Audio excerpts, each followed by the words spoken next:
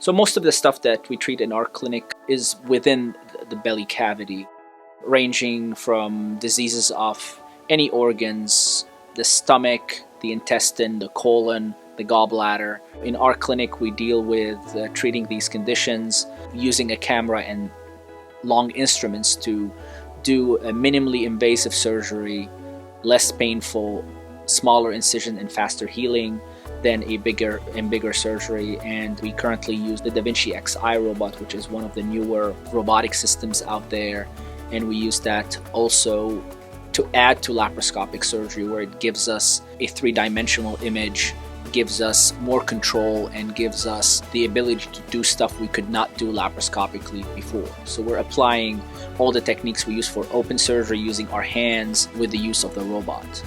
Seeing the effect of the operation on somebody's life, where somebody used to be completely controlled by a condition they had, and taking them from that condition to a couple of weeks after surgery saying, "Doctor, I'm back to normal, thank you very much." And I think that gives me the greatest joy.